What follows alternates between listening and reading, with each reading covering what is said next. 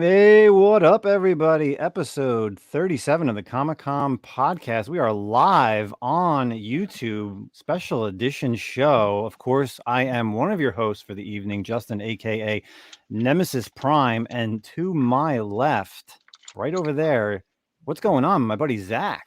What's up, everybody? It's fun to be back live. You know, we do the occasional live on YouTube, but it's always nice to come back, dip back into kind of where we started, and have some fun here. So, Yep. And we got a good guest today as well. Yes, we have our first returning guest of the podcast this year. Awesome. Someone who we're really excited to have on with a big upcoming show here in New Jersey. We have Greg, MTG Comics. What's going on, Greg?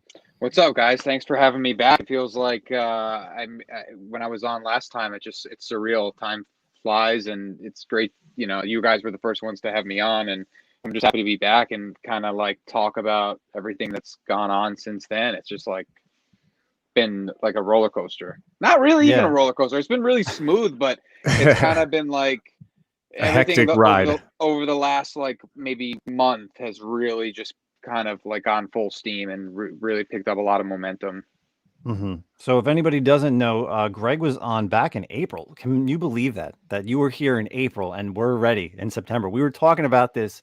Wow. Like, oh my God. That was that long ago? That's wild. Yeah. I was looking at with the episodes and I was like, man, he was here in April and we're talking about KingKon. And now, like, with everything that's happened, all the conventions that may or may not have happened, now we have Greg back on the show to talk about KingKon.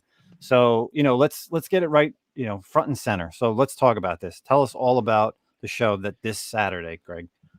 I mean, when I came on last time, it was really like the infancy. Like I was still out of work because, like I said, I was out of work for a few months because I had a shoulder injury on the job and got surgery. And I guess I was feeling ambitious because I was like in like almost like, oh, well, yeah, work will be easy when I get back and I can manage a show, you know. But when you're off, not doing anything kind of seems like you could handle it. But yeah, so when I was on, it was kind of in the infancy and I was still reaching out to people and now, you know, it really, you know, took on like a persona of its own and we got a lot of support and now it's a day away basically, you know, like two more sleeps, as we tell my daughter. I'm sorry, what?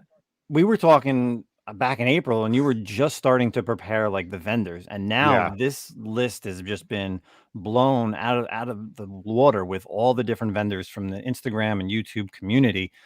You know, unfortunately I'm not vending because I'm just been too busy and I want to just be there to buy stuff. But yeah, you know, let's kind of, so it's this Saturday, it's in Clark, New Jersey.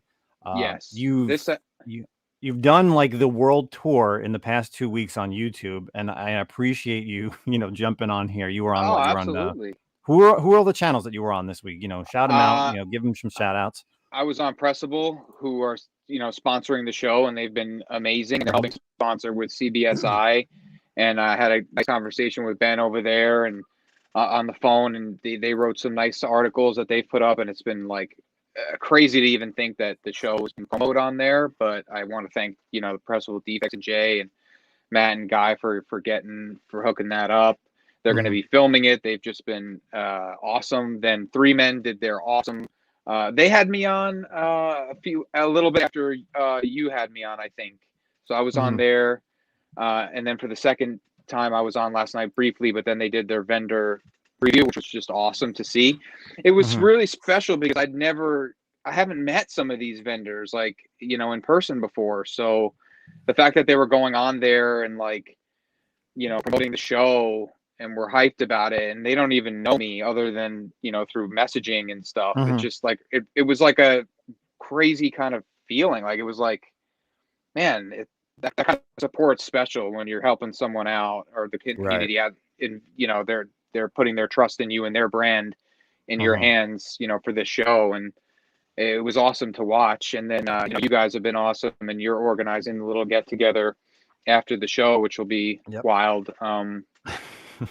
But so, yeah, it'll, and then I've been on YouTube. X has had me on. We've gone live a few times, Illusionary Comics, and we've talked about the show. And Elite Comics has shouted out the show a few times because I help Elite Comics out with some of their giveaways on Instagram, and they're just absolute monsters right now with the stuff they're doing. Yeah, they're crushing and it.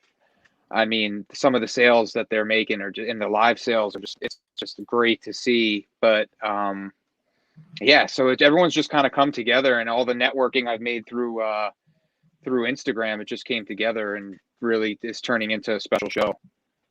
Yeah, I'm totally looking forward to it. You know, for myself, I'm not going to New York Comic-Con. I'm not going to Baltimore Comic-Con. And not only with what's going on with the whole possible, you need to be vaccinated. CGC is not going to be at either of them. So for me, like going to New York Comic-Con, my whole thing was always getting sketches done, getting signatures, and then having them slabbed.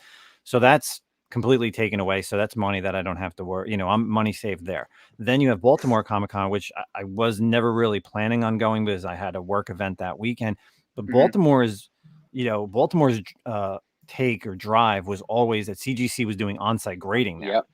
And them not being there, like, that's just like, well, I mean, that's a lot of people. I think Gary even said it. He used to just go to Baltimore, not even set up, just to drop off books for on-site grading and then pick them up. Like, that was my favorite thing about Baltimore. And CGC's not there, so it's just like, well, us here in the Northeast, KingKon is where it's at, and I'm so excited to come. I'll just spend the whole day there, and it's literally 15 minutes from my house. That's the cool thing too, is that Erod said it on Three Men last night. He was like, it's $5 admission. He's like, I'd pay $5 to just hang out with everyone that's going there, like, even if there weren't comics, and it's like, he's like, I'd pay $5 just go in there and just hang. And it's like, yeah, I never looked at it that way, but that is kind of what it's going to be like. It's going to be like, you pick up a book, you could go, over and show it to, someone and take a picture and having them posted right on Instagram right there with X or something like that. It's just like, it everyone's just come together from this, the Instagram community is huge. It's all over the United States, obviously, but this area is, it's got all the concentrated, like, big names, I feel like, that are going to be there. Yeah, I've said it multiple times on this podcast. The Northeast is a great community, a great gathering of people. So the fact that what you're doing, bringing all these people, and I love that the vendors are not your typical vendors who, you and I go to the same shows here in New Jersey that are put on every month. There's Wayne, Old Bridge, the Clifton show just came back, and we see the same guys, but now we're getting people that have never set up before. So to see their stuff that they've been like hoarding, whether it's the past couple of years or the past couple of months, just to get things together for this show, is going to be an absolute pleasure to see, because I'm sure they want to get rid of it. They're not going to have con prices, right?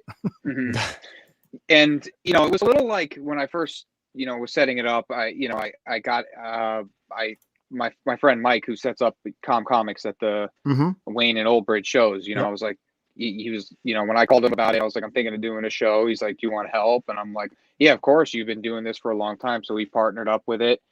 And it was a little bit tough because he wanted, but he's in the midst of the Wayne and Old Bridge stuff more than I am. I'm not a vendor, but I wanted a show that felt different. As much as I love those shows, I go all the time. I buy great stuff. I have so many vendors there I love.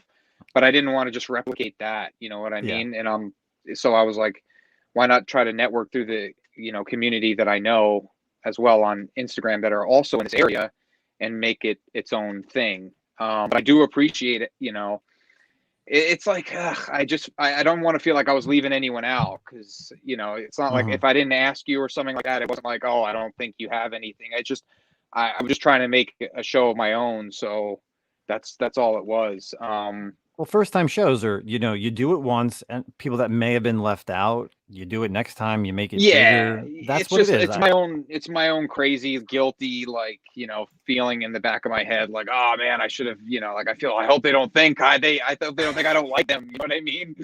It's like, there's so many awesome vendors there, and I love going to those shows. And JP, who sets it up, John Paul, he's such an awesome guy, and he gave me some advice when I first started doing it. And I said, hey, like, I wanted to just talk to a few vendors here and there. Is that okay? Because I didn't want to just go in there like, I'm when I go and do things for the first time, I recognize that there's some seniority, you know what I mean? So I didn't walk in there acting like, hey, I run the place, or I know everyone, I could do what I want. I like to kind of earn my stripes a little bit. You know what I mean? So I asked him for permission if I could talk to anyone, and he gave me some, good advice, and yeah, it just really worked out. And he let Mike go at his table there and stuff like that, and hand out flyers, so it was great. And you had mentioned anyway, like when you came on the first time, that, I mean, obviously it's all hoping everything goes well, that you were looking to do this, again. So, the people, if people were left out, they can always come in on the next one. You know what I mean? So yeah, absolutely. Like you said, there's always going to be growing pains with stuff like this, and it's your first show kind of showing up. So I think it's all well and good, like no big deal. You know what I mean? Yeah. No, and it's just like a personal thing. Like, I'm kind of a people pleaser, and I feel like, I wish I could fit everyone and everyone could come in and get what they want. You know what I mean? But it's just not the way it works. But it's that's just how it worked out. But yeah, I would love to do more. I would love to, ideally, like, to be blunt, in the back of my head, I'm like, I would love to do one like a little before Memorial Day, and leading into the summer. Because everyone starts getting real busy in the summer. I feel like May, after Cinco de Mayo, that's when the summer really kicks in. You know what I mean? And then maybe next fall do one in like a different part of the Northeast, and and then I don't know. It's just, I just want it to grow from here and see what happens. The illusions of grandeur, as they say. But hey, I feel you on it. Like, you need to definitely make it bigger and better, and I'm so excited for Saturday. It's going to be an absolute great show. You posted a picture on Facebook the other day, and it was funny when, as soon as you posted it, people that are watching us right now live on YouTube, I posted this picture in the group, and I said, exit 135. This is the exit that you get off on the Garden State Parkway. You can't miss this hotel. It's literally, you get off, you go underneath the bridge, and you can see the hotel on the left-hand side. It's without a doubt the easiest place to get to. Like you said, the after party, I kind of just really want to also touch on this. Anybody who's listening and coming to it, there is a KingKon after party. It starts at 5:00. It's at Molly McGuire's Irish pub and restaurant. It's literally 3 minutes away. A lot of the vendors already have seen where it's located. So we're going to be hanging out at this pub after the show, because I'm sure after everybody breaks down their stuff, they want to have a drink. And people that are just going to hang out, if you don't want to go home, you definitely still want to hang out with everybody. Hey, let's go grab a couple drinks and grab some food. So Molly McGuire's is the place to be after KingKon, starting at 5:00. So yeah, I have a feeling Molly McGuire's is going to regret the decision of letting you guys all go there afterwards. Yeah, they're going to be like, who are these comic nerds in here? Why are they getting so drunk? Yeah, no, definitely. So just real quick, since we are on YouTube, just a couple shout outs here in the live chat. A couple people I see: Lords of the Long Box, Archangel 407, of course, our friend Hard Knocks Collectibles. Tiger Fett's in here as well. Tiger Fett says, or no, where is it? Hard Knocks Collectibles says, all the great stuff never in Canada. So let's bring it to Canada. That's what he said. Yeah, like, come to Canada. So, but again, I think it's going to be an absolute great show. Here it is. It's at the Holiday Inn in the Newark area. I can't believe they say that.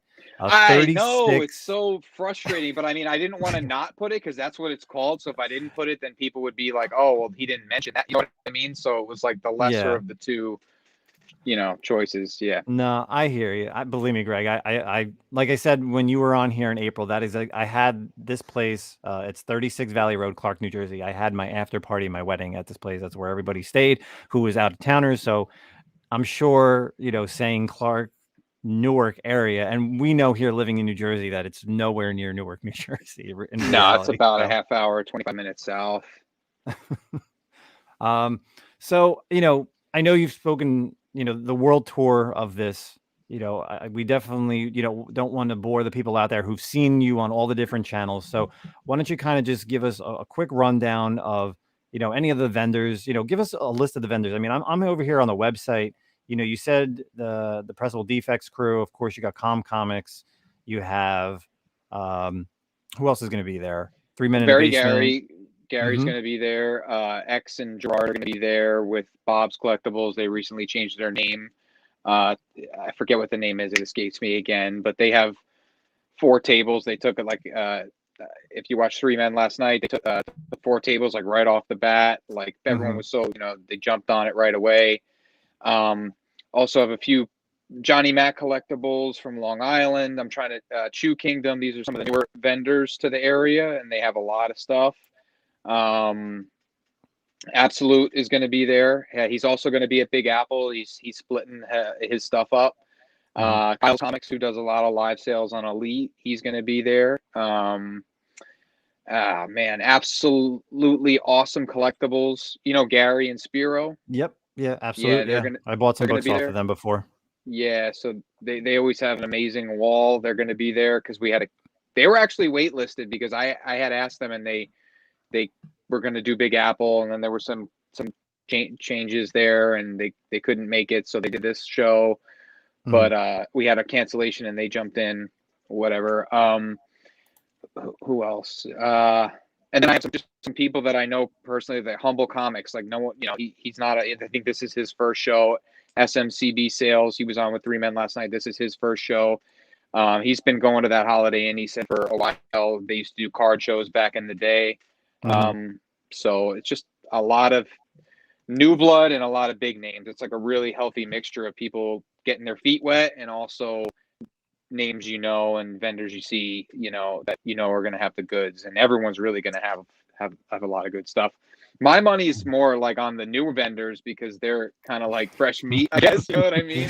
Yeah. But that's just cool because that's it's a learning. This is like their chance to vent. Yep. You know what I mean? Yeah. I 100%. I agree with you on that. Like you said up there, you guys are familiar with all the other guys, so people are going to be interested in seeing like, oh, what do these new guys have in these boxes? So yeah. Well, one of the things that people love to see is the show. Like when you go to Old Bridge or Wayne, you see a long box new to the show on it, like new. Never. This wasn't here 2 weeks ago. You know what I mean? And then like everyone goes in like drooling over it. You know what I mean? See what's in there. So that's cool. And there's going to be whole tables and of things like that.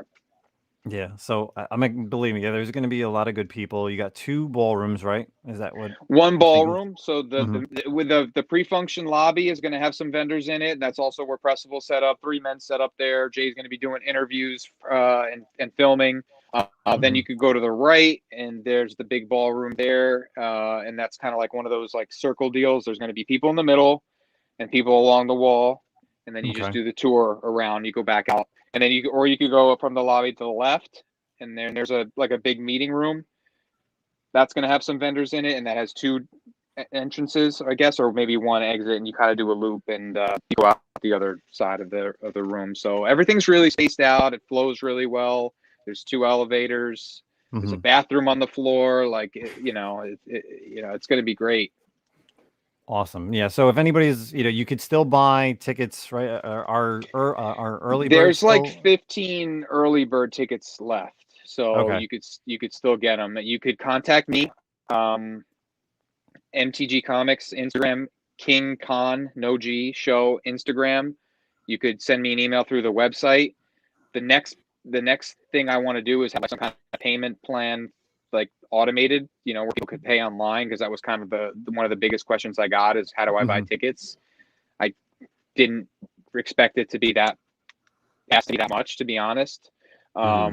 So next time I want to have some kind of platform for that. But as of right now, you go through me, or it's cash at the door for general admission between 10 and 4.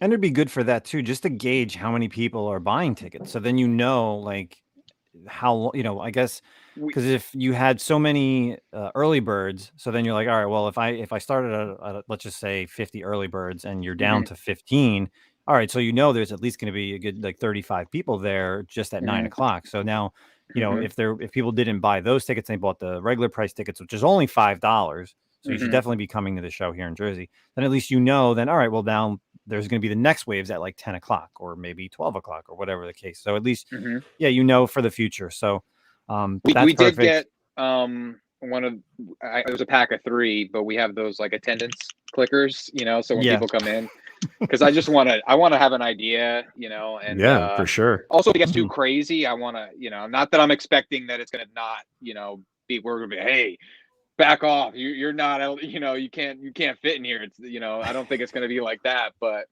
you know, just I mean, you didn't see little... I put a big thing on the turnpike. You didn't see that billboard going down the Jersey Turnpike that said KingKon this weekend? Hey, don't put it. I have no problem. Like in the future, I could, you know, I've thought about like, hey, it would be awesome to see that logo on a billboard or something like that. You know, people graffitiing it and stuff like that. But yeah, I'm gonna learn a lot from this show going forward and what to tweak and stuff like that. Any feedback from you guys as well? You know, you're gonna be there and stuff like that, because I think one of my personal with work and just in life, it's like I never undervalue anyone's input. I'm not one of those people that doesn't like advice. Like I'll ask anyone or take anyone's life experience and try to, you know, put into what I'm doing. You know what I mean? Everyone's different. Awesome. Yeah, I think it's definitely, you know, send out a Survey Monkey, right? Because I get Survey Monkeys all the time for for stupid things. So you know, send it out to the vendors. You know, I maybe take a couple emails and send it out to some people. You know, again, I'll tell you what I think. Again, I'm just excited to be at the show on Saturday, just to see everybody too, because it's like the last time we all were together, or that I saw a lot of these people, was Terrificon. And if this wasn't happening this weekend, I don't really know when the next time I would see any of these people, you know, YouTubers or Instagram, because most of the time it's usually like this on a video chat. So, Greg, I appreciate you coming on, talking about KingKon. Can you stay for a while? Can you come in? We got some stuff. So we kind of, of course, you know, here on the podcast, we're always talking about different things. We actually, in our community section, you're a big part of the community, so I'm glad that you're here. But we actually have 2 questions here from the community. We have 1 email and 1 direct message. And this is coming from our man Tiger Fed, who's actually in the live chat right now. He said, thanks again, guys, for the great show. And this was from last week. Amy and Lou are a riot from MTG Comics of Alaska. Whenever they show up on any show, you know it's going to be a good time. Honestly, they're genuinely good and real people who work hard in retail setting that experience challenging times right now. He was talking about, also getting into his email, he was talking about the podcast, talking about Robotech and how like he wanted a brand new IP a couple weeks ago, and we answered that question. And what's funny, Tiger Fed, is I actually was checking out my CGC invoices, and I actually sent 2 Macross #1s to CGC. So he goes into, as you know, he's currently hoarding the Macross 1. He says he's got a couple copies, no 9/8. He's got 10 copies. So his question is to us and to you also, you, Greg, and it's a great question, is so Zack and Justin, is there any issue that you hoard and why? Take care, Jen's Tiger Fed. So let's just kind of go around the horn. I'll go first. Most people that know me and follow me here on Instagram, they know I'm a big Star Wars guy. So my hoarding books, of course, my Kanan #1s for all the first appearance of the Rebels crew. I recently just posted my Rogue One #1 for, of course, the Cassian Endor, because that's going to be coming out soon. And another one is the Darth Vader #3 because of Dr. Aphra. But aside from that, another book that I have been hoarding over the past couple of years, and I'm so happy because they just announced it this year, was Infinite Crisis #3 and #5 for the Jaime Reyes Blue Beetle. And that was a book that I had been hoarding probably for the past 5 years. Cover A's, cover B's, second prints. So I'm happy that I was hoarding that for the longest time, and now I have to send them all into CGC to get graded, and hopefully they come back good and make some money on that. Zach, what about you? What's one of your hoarder books? And so I'm definitely don't get to hunt as well as you do. So I don't know. I have a couple. I was able to score a bunch of the Kanan stuff as well. And I had a bunch of those. I still have a couple of the 9/8s of the Kanan 6, and I got a Kanan 1. Recently scored a bunch of the Nocteras, which wasn't very hard for anyone who's been looking, to be honest with you. But I guess the book, man, I don't know. TiVo's in here and he might get mad for me revealing this a little early. The book I've been hoarding right now, and I got about 6 copies of, is Deathlock #1, the first appearance of the Michael Collins version of Deathlock. So it's like kind of that prestige format book. So it's actually pretty easy to find in good quality. Justin and I were actually talking about that recently, about how he's only been able to find it like in the whole set of 5 as well. But so I got a couple sets of those, and then I got a couple loose copies. So that's kind of been my book right now that I guess I have the most of. Is that the silver background? I'm trying to remember. Yeah, hold on. Let me grab one real quick. Yeah, it's kind of like, I think it's him in the middle. It's like a big circle, and then it's gray border around. It's yeah, right there. Oh, okay. No, I guess I'm thinking of the '90s one, the one where the Deathlock one from the '90s, where it's like a silver cover or something like that. I don't know if you know what I'm talking about. I didn't think there was too many Deathlock series, so there's like a million Deathlocks. Yeah, it was like there was one where he's like fighting Punisher, and like the first few issues, it's like the Punisher on the front, and it's from the '90s. I remember collecting those as a kid.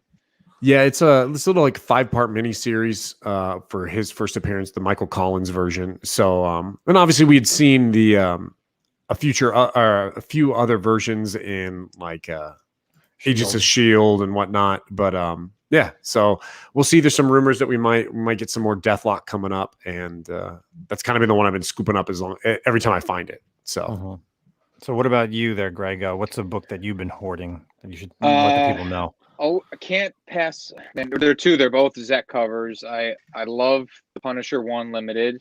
I'll usually always grab that. I just love that art on the cover, and I just love that it's a Punisher solo story. I just can't get enough of that book. I'll try to pick it up, definitely in newsstand when I can. And then the other is a Zek cover, and it's the Cap Annual 8. I love that cover. I have a bunch of the Wolverine Captain America battle. I love that book, and it's another one that's hard to pass when I see it, because you could still get them for relatively cheap. 9/8 go for a decent amount.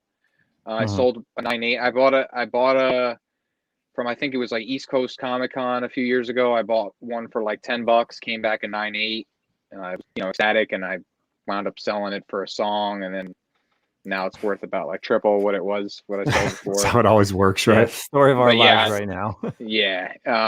But I just love those covers. They look great if you just throw them in like a nice crispy Mylar, you know what I mean? And I could just look at those covers all day. Cool. Those are some good books. Yeah, definitely the Zek stuff.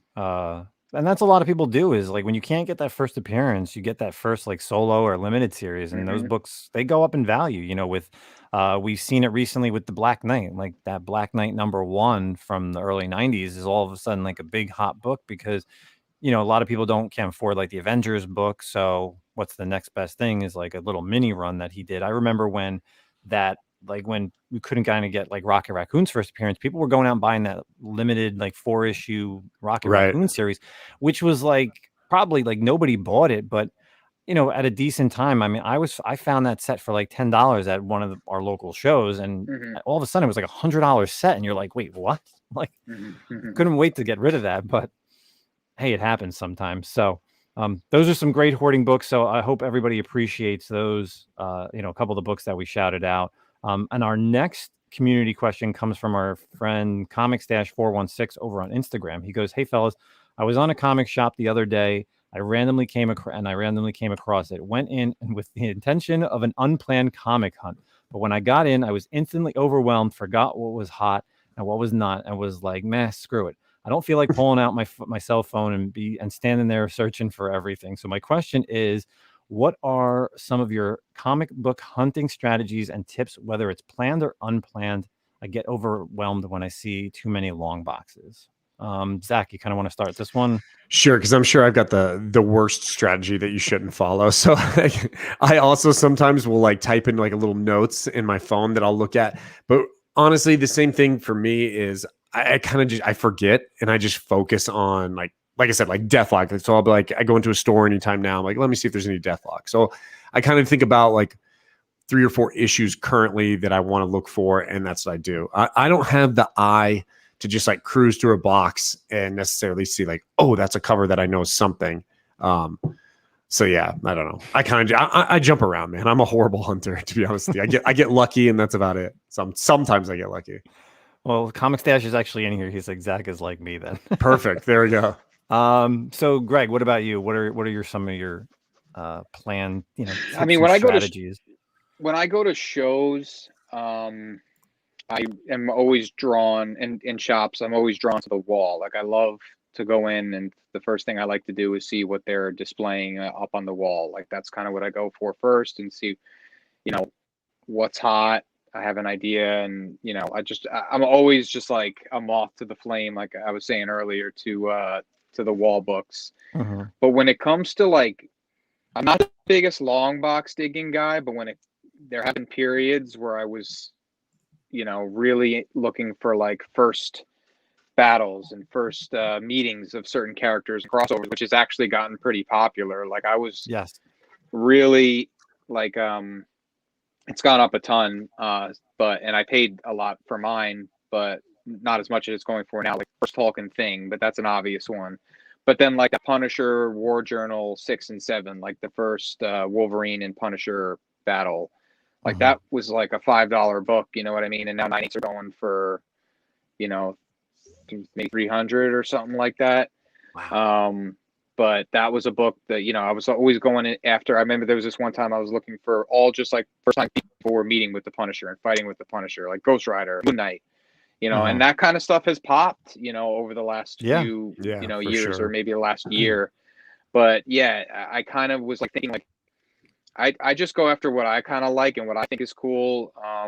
And, see, if it has some kind of significance to it, like if it's a cool cover, or if it's a first battle or a first something, even if it's like minuscule. Like look how big first time Cap picked up Thor's hammer got. That Avengers book. You know what I mean? So like I try to, and that's all come more to light now with Key Collector, but when I was doing that stuff, that wasn't really around, so I had to like really Google and dive into stuff.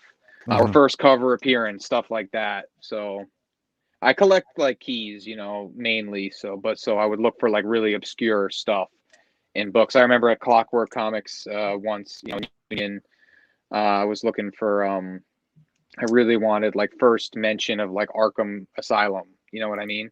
Okay. So I was like Arkham Hospital. Oh man, I forgot the issue, what it was. I don't remember, but I still have it. But that's some hunting right there. Yeah, real obscure. It was called like Arkham Hospital. You know what I mean? And it was a Batman cover with like Two-Face flipping a coin or something like that. So I try to think of things that are that still make the book unique that maybe other people aren't thinking of. Yeah, that's definitely a good strategy. And I know we really didn't speak about it at KingKon, but since we're on the topic of like hunting and strategy, are you looking for anything in particular this weekend? Like, is there a certain book or maybe a few books that you're kind of hoping somebody brings? Yeah, I mean, I really want an FF5, but that's not going to happen this weekend. But that's like my major goal. But I want a Strange Tales 115. The origin of Doctor Strange with the Sandman on the cover. I'd like to see if anyone has like an Iron Man 28298. I'd like a 98 copy of the first War Machine.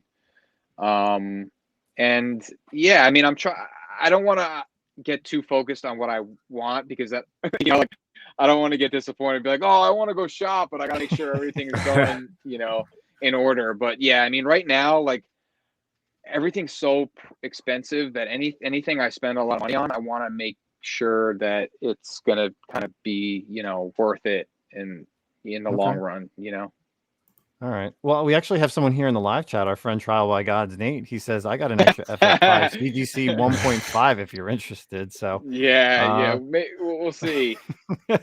He's on Instagram, same name, Trial by God. So hit him up maybe. And all right, he's got an extra. Two guys can talk about it. So for myself, did he say extra? Yeah, he just says extra. He's just flexing on us, bro. It's fucking bullshit. Yeah, extra.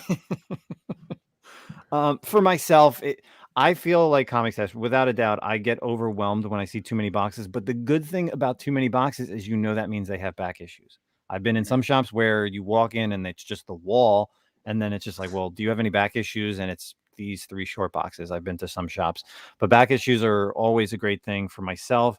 I typically go for, I first go to like characters that I love, because I'm always looking for either extra copies or maybe variants that I don't have. So it's like Spider-Gwen, Star Wars stuff, and then the Batman stuff. But then in my head, I'm always thinking of what books show up on like the cover price top 10 on Lords of the Long Box. And if it's not a brand new book, like it's an older book, like I said, that Black Knight one. So I'll go into the B's and I'll look for Black Knight #1. The Shuri books are popular now. Ironheart books, all the stuff that pops because of a character is mentioned. So those are kind of like my strategies. You know, you're always thinking of what's coming out future. So anytime, like I was looking for the Invincible Iron Man stuff, I was looking for Shuri. There's that other book that's hot, like Shuri 6, I think it is. It's like the first meeting of Shuri and Miles, right? And like those two are at some point going to show up in the MCU. So like you said, these meetings or fights are always something in the long run that are all of a sudden like becoming popular. What's the book that actually just got hot? The Ironheart book. First meeting of Riri Williams going to Wakanda because she's going to be in the Black Panther movie.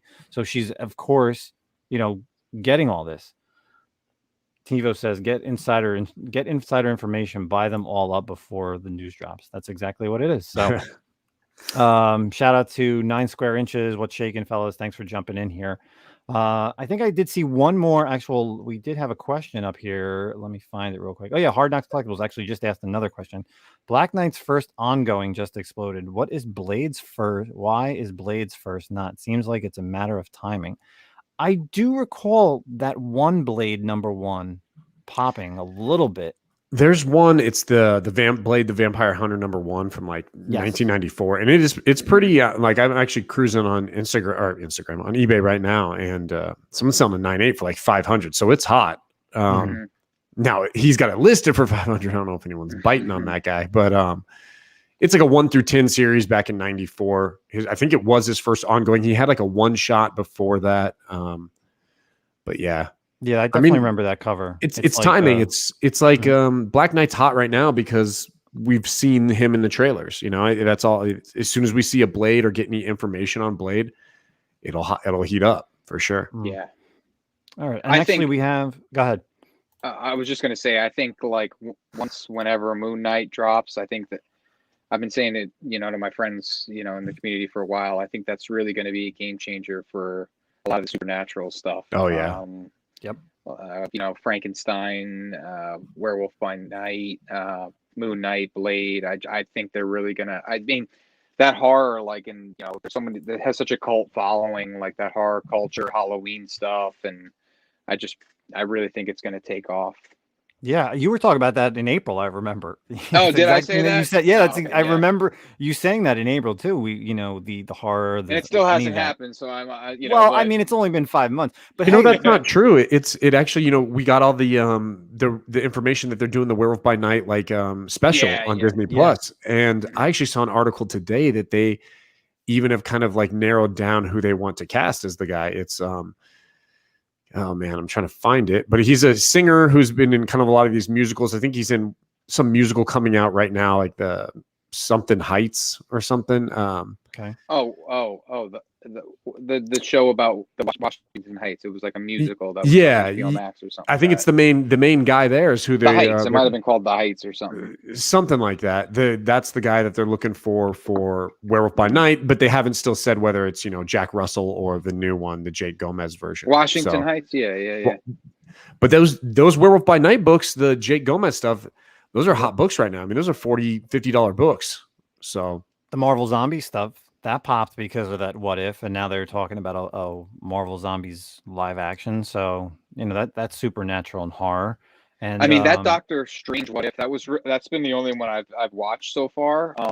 But epic. I loved it. I thought it was awesome, and I was cool. Like, I want this Doctor Strange. Like, you know, when you get something like that, it's so cool, and like.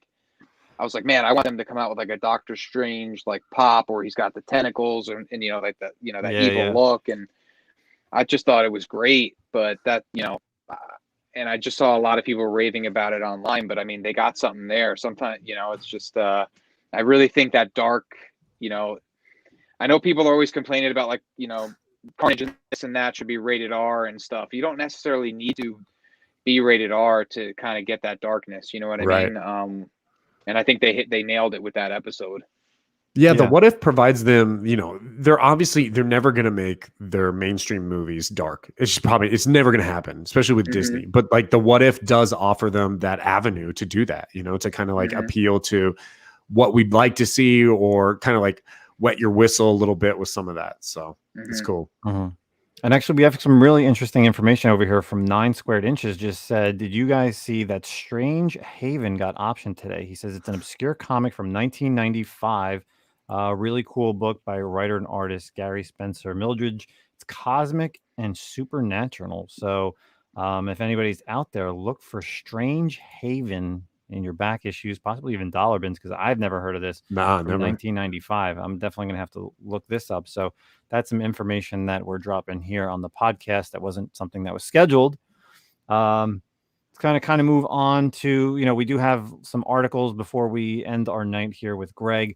The first one we wanted to tap into is our girl, Sasha Cal. You want to take over on this one there, Zach? You know about her. She's pretty hot, right? Yeah, that's not, unfortunately, that's not why I know about her.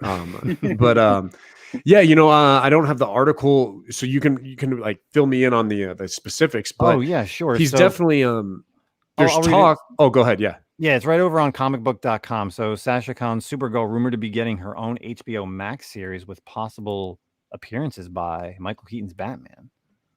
Yeah, so that's cool. HBO Max is really doing they're doing a lot. Like whether obviously there's a lot of disappointment in the DC EU and how it all went down, the Zack Snyder stuff, and a lot of back and forth on what was done right, what was done wrong, and whatnot. But the HBO Max stuff, if you're not watching Titan season 3, it's awesome. What's another article that I read today was that HBO Max is also looking at adapting the Red Hood storyline. So I think after the success that we've seen with like Jason Todd in Titan season 3 and their version of the Red Hood, the love for that and how that has become like one of the most well-loved Batman stories, that they're looking to do something there too. So this is cool. This is obviously like a carryover from The Flash. And obviously this probably will be, contingent on The Flash being successful and people liking her version of Supergirl and Michael Keaton as well. So, hey man, the more the merrier. Like if it has to be, of course, everyone wants the live action movie, but we can't always get that. So like the HBO Max stuff, like I'm cool with that too.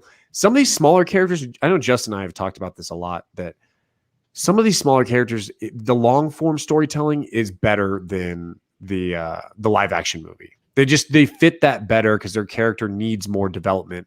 You don't need a lot of development with Batman, Superman. You know who they are. You know their origin stories. You can just launch into a movie and get going and you're good to go. So I think it's cool, man. I'm excited. I thought like from Suicide Squad, watching that and seeing like, them show some of those like short flashbacks of like Ratcatcher and like his daughter, like it would just I just think that it would be great if these shows just like kind of focused on some more of these obscure villains. Like I know they're coming out with like a Penguin show and stuff like you were just saying, like, and hash some of this stuff out along a series of shows. I think that would be really intriguing because a lot of these villains have really interesting backgrounds and I think HBO Max has something going. You could really do, because everyone bitches and complains about origin stories, right? Like origin stories, you get bogged down and they do kind of suck. And usually if you do like a trilogy, it's the next one that's really good. And you could do that with like HBO Max. You could do, like you said, like an origin story for Penguin. It doesn't have to be an ongoing thing. Like just, hey man, we're going to do like a, kind of like what Disney Plus is doing with like the Obi-Wan, like 4 episodes. Hey, we're going to do a little origin story for Penguin and you're going to see him now in the upcoming Batman movie. Boom. Like, that's cool. I think that's really awesome. And it gives like, other directors a chance to maybe like cut their teeth on these characters and possibly get, brought up for the big time for a movie or something. So.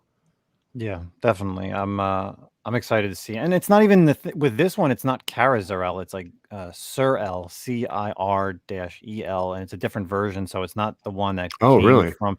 Yeah, it's not the Kara that came from Krypton and then or was younger, or she was older, and when she landed here she of course stayed the same age. Unlike this one, it's the 2003 version, and her origin or her past is very different. So we'll have to find out once the movie comes out. She's going to first be appearing in the Flash movie, so we'll see on that one. And our next movie news, I know Greg is excited to talk about this because we were talking about this before, but we have, of course, the Guardians of the Galaxy 3 is coming out. And in a recent article over on Screen Rant, Guardians of the Galaxy 3 will be a Gamora and Nebula story, says Seth Green. So recently, Seth Green, of course, if you know him, he does the voice of Howard the Duck in Guardians of the Galaxy and also his resurgence in the What If series. He was in that second episode. He sat down with Screen Rant and they asked him, would he be appearing in Guardians of the Galaxy 3? And the actor claims that he's not sure, but he continues to reveal that the movie will be for Guardians of the Galaxy 3 will be a sister story, referring to both Nebula and Gamora. He quotes, I do not know if Howard's a part of it. I haven't heard anything about that. The only thing I know is that this is a girl story. It's the sister story. That's it, Gamora and Nebula. So I don't know if it's a prequel or if it comes off in the new timeline that splintered post the time heist. Honestly, I don't know anything about it. I wouldn't be hurt if Howard's not a central character to the sister story. So, Greg, I know you really want to talk about this because we were kind of talking about this before the show. Like, we had an idea of what Guardians 3 should be, right? Yeah, and I think everyone does, and it's Adam Warlock. And I don't care if they do stuff with Gamora and Nebula, but I want to see Adam Warlock in there. You know, fit him in somehow. Like, you know, you teased him at the after credits of the other one. You showed the Cocoon. You know, like there's no reason. You got the Eternals coming. You know, we're going cosmic. Bring out Adam Warlock already. You know what I mean? Like, so I'm hoping he's coming. I don't want like a whole backstory about them. You know, like the whole movie at least. They're great characters. You know, tied in with Thanos, but that's still even more reason to bring in him. Yes, Adam Warlock. So that's really where I hope they go with it. But I got to get my Thor 165 first. I felt the same way. Like I thought about hoarding that book, like the Fantastic Four books that he shows up in, the Thor books that he shows up. But then, like now hearing that, I'm just like, come on, really? Like I'm sure he's kind of just pushing people away from the stream that James Gunn's what he's gonna do. But yeah, I thought about hoarding that book for a while. I'm a cosmic thing. Yeah, I'm a bigger fan, to be honest, of the Marvel Premiere 1, where he's actually called Warlock. It's the first appearance of the Soul Gem. That book has grown exponentially because I think other people have been focused on the Thor 165. I think the Cocoon book, the Fantastic Four 67, is awesome. I actually prefer those two than the 165. But the Warlock cover where he's on there, it's just I think that I think that book might pop off more than people expect. Yeah, it seems weird, like to do more Gamora and Nebula. Like we kind of got that resolution, I felt like, in Infinity War and Endgame. And then I think the other thing to remember is this isn't the Gamora that we know. Like what do we need to see? Like, if anything, we got to reestablish her love connection with Star-Lord, and move forward with that. So that seems like that's a complete like secondary storyline, or at least it should be, in my opinion. Like her interactions with everyone and rebuilding what the connection she had with the old Nebula or the old Gamora, and that can all be done like on the sides, as they're jacking with Adam Warlock for sure. True. I agree. Less of that and more some new stuff. Let's move on. Yeah, bringing them. I really thought Christian Bale was going to be Adam Warlock when they brought him into Love and Thunder. I was like, oh, he's definitely Adam Warlock. He's perfect for it. I'm sure that movie's going to kick ass. But I thought that was a slam dunk. But yeah, we definitely I feel like we got shafted on that. I could see Bale as Adam Warlock. We've seen him with his shirt off, and he gets pretty jacked in a lot of his movies. I'm sure we could see Warlock instead of him being. I could see him getting into that. Yeah, like being a Warlock outside. That character acting, like actually walking around like I'm an actual Warlock. I got to stay in character. You know what I mean? Yeah. You know what though? Like I'm sure he signed up for and doesn't want to do. Like he's not interested in being signed up for multiple movies. And I imagine Adam Warlock is a character that is, if they bring him in, we're going to have him going forward. Yeah. We're yet to see, besides Thanos, we've yet to see a villain stay more than one movie in the Marvel universe. So I think Christian Bale's like, hey, look, man, I'll come in, I'll do a one and done, and I'm out. So yeah. So before we wrap up for the evening, of course, we always talk about what are we currently reading. I know we didn't do it last week because we were just so busy with Lou and Amy, and we want to just go around the horn. I don't know if Greg, if you're reading anything right now, maybe typically we just read some books. I don't know if you're currently reading anything that maybe I'm you want not to let the reading people know about. anything like new, but I do have and subscribe to the Marvel Unlimited app. So I'm Okay. always, before bed, I've been really into like right now some like Strange Tales and Doctor Strange, his first series, stuff like that. I'm really into like the Nightmare character. And I think that's a character that's also going to be should be utilized as a Oh yeah. villain.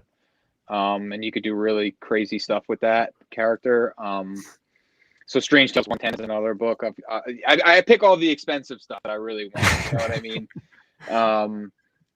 So I kind of just hit, whatever. I'll read before bed on my phone, which is like super unhealthy. But I mean, it's great to have access to all that stuff and whatever kind of pops in my head. If I see something throughout the day and I'm like, oh, I didn't look into that character that much ever, or that storyline, I like to just read. So I'm reading all different stuff all the time. And so that's kind of, but I'm not reading anything real current. Right now. Yeah. Hey, that's still good. Typically, Zach and I, we talk about the current stuff, but every now and then we dabble in some of the other modern stuff that's not current. But I like to read the new stuff too, but I've become such like a psychopath when I'm like reading a new book and I'm like, what if this is like going to be like, the next like Riri book or spec, and I'm like, don't want to touch it. You know what I mean? But no, but it's just been a little bit before. I did buy some books I've been meaning to read Nocterra and stuff like that. I just haven't gotten around to it. All right, cool. What about you, Zach? I know again we haven't talked about this in like a couple weeks. So what are you currently reading? Well, I don't remember what last week was going to be, but I do have two books from this week that came out that I loved. First one should be no surprise. TMNT Last Ronin #4 came out. I'm loving this run. I think it's so great. This like future storyline in this issue. I know this might be moderate spoiler, but only if you haven't been reading these books would you understand that this is a spoiler. So each issue we've kind of been finding out the fate of the rest of the Turtle gang, if you will. So we found out Raphael, how he passed, and then I think it was Leo and Casey Jones. In this issue, we find out about the death of both Splinter and Donatello. So super awesome. You get more backstory about like what happened to Michelangelo and where he's going forward, and you find out some more information on both April and Casey Jones's daughter. So great issue. The art's fantastic, and it's perfect too. It's so cool how they've merged like the present day art, and then when they do the flashbacks, it goes back to like the black and white Mirage art. You know what I mean? It's just it's so cool, so cool. So that one, and then the other book I really really liked this week, maybe no surprise also because I'm an X-Men fan, was the X-Men Onslaught Revelations #1. It's a one shot, but it's actually kind of a continuation of the Way of X miniseries, the 1 through 5. And it's following the storyline of Nightcrawler trying to come up with, for lack of a better word, the mutant religion on Krakoa, with everything being different, the resurrections, and kind of throwing everything crazy for mutants.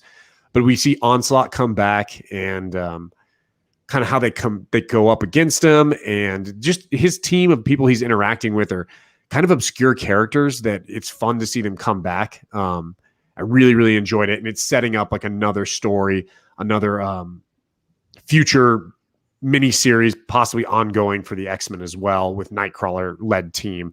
I thought it was awesome. Really cool. Check that out. Onslaught Revelations. You definitely need to read Way of X 1 through 5 though, to understand it. But those are my picks of the week. Cool. So for my picks of the week, honorable mention, this would have been last week's book, that new book Primordial that came out from Jeff Lemire and Andre Sorrentino. Great combination because I love their run on Green Arrow. Basically, it's a mini series right now. It's like sci-fi. It's during the Cold War, so the whole premise is, of course, the USSR, they send up a monkey into space. 2 years later, the Americans send up two dogs, or no, I'm sorry, the Russians send up a dog, the Americans send up two monkeys. None of the animals come back, and then at the end, something happens, and they get like a distress signal that they find that they're kind of alive, And then there's something that happens at the end of the issue that really is just like mind blowing. And if anybody's, of course, read kind of either like Stray Dogs or Animosity, we kind of have an idea of where it's going to go. So that was my pick from last week. And then this week, because my boy Juan up in Connecticut, J Saints Art, he posted this thing on his Instagram stories about the Marvel Zombies and how Spider-Man, how he ripped apart all the Sinister Six, like how he killed them all. So I went down the rabbit hole of reading like a ton of the Marvel Zombie runs. So I read Marvel Zombies 1, Marvel Zombies 2, and Marvel Zombies The Return. And man. I haven't read them since they originally came out, but the Marvel Zombies run was amazing. Like it's so much different than the What If, but the characters that are in it are really awesome. And that the idea that they still keep their, you know, their mental state, they're of course just hungry. They still have their powers. And it actually is really interesting because each series still keeps the same format.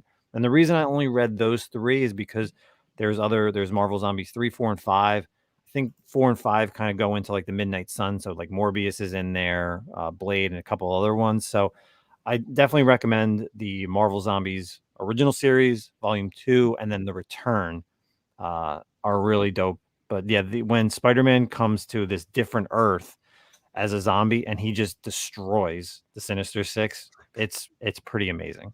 So I may have to be looking for those regular issues now because I was reading them in trade format, and luckily I found them. But those are my picks of the week. Again, before we wrap up, of course, Greg, MTG Comics, thank you so much for jumping in here. Thanks for having me on. Again, KingKon is this weekend, Saturday, September 25th in Clark, New Jersey. You could still get some early bird tickets. Contact Greg. There's only a few left. You get in an hour early. It's $15. If not, it's only $5 to get in. What's the times? I think it's till 4. If I'm not mistaken. Yeah, it's 10 for general admission and 9 to 10 for the early bird. So you're gonna want to get there at 9, 9:10, 9:15. You know what I mean, and get the most use bang for your buck. Cool. So, and if you buy an early bird ticket, you get entered into. Oh, that's right. Yes, there's the raffle. Yeah, a raffle. You know, they're limited to 45, meaning the tickets, but this is limited to 3,600. And it's the TMNT new comic book day. Oh, nice figure set, and they're all like the black and white. You know what I mean? It's got some of this art on the back of it. You know. Yeah, the nice Eastman layered stuff. Yeah. Yeah. So it's real cool, and yep. So again, we appreciate everybody jumping on here on our live show. Greg, again, thank you so much. We're gonna have a blast. The Comic-Con podcast. Half of us will be in attendance. I'm jealous. Definitely. Good luck, man. I hope everything crushes. I hope it goes super well for you. And then the next one, I'll show up for sure. Yeah, I would like to do one in May, and then maybe, like I said, I think last time I was on the show in April, I was like, maybe we'll get down to Texas someday. There you go. You come to Texas for sure, man. We'll do that. Yeah, maybe when you do the next one, the podcast will sponsor. We'll throw out like I said, we'll throw up a billboard in New Jersey or wherever you're gonna have it. Hell yeah, somewhere at Parkway, at a local rep stop. Who knows? We'll figure something out. So, Zach, any closing words before we get out of here? No. Thanks, Greg, for coming back. And like I said, good luck this weekend. I'm sure it's going to be awesome. Wish you could be there. Make sure you take lots of pictures, Justin, and also make sure you also send me those pictures of all the shit you get to make me jealous. Thanks. Okay. Yeah, I'll show you just digging in long boxes and what they have. So. But usually Justin just spends his weekend sending me pictures of stuff he finds, and I'm like, dude, leave me alone. The heavy hitters in the back. I see some nice books back there. Yeah, I didn't find those digging in long boxes though.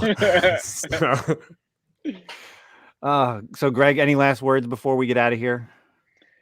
No, I mean, I guess I'll plug my Facebook page real quick, just in case anyone who's not aware of it. I do admin a Facebook page called Making the Grade. That's where the MTG comes from. It's called Making the Grade, a comic book grading community, and it's not a buy-sell trade page or anything like that. People post pictures of their books, and the community will help assess like a grade. You know what I mean? CGC's wait times are pretty crazy right now. If you weren't trying to sell a book raw and aren't comfortable grading, post it up and people give you feedback and try to give you an assessment of a range. You know what I mean? So it's not the easiest thing to do, but there's a lot of experienced people in there willing to help out. Cool. And your MTG Comics on Instagram as Yeah, well at as MTG Comics Instagram, and then at KingKon Show is the the official page for the show. Good. So anybody out there listening, make sure you follow, and you'll see all the pictures that everyone's gonna be posting or tagging. Yeah, the any hashtag of us. KingKon Show. Yep. Yep. So that's perfect. So everyone, appreciate everybody who jumped in here on YouTube. We don't normally do live shows, but we wanted to get a nice little live interaction. Got some great questions out there. Episode 37 is in the books, and we'll catch you all next week. I will be at King Kong spending some money this weekend. Everyone, peace out. Thanks for joining. Take care, guys. Later.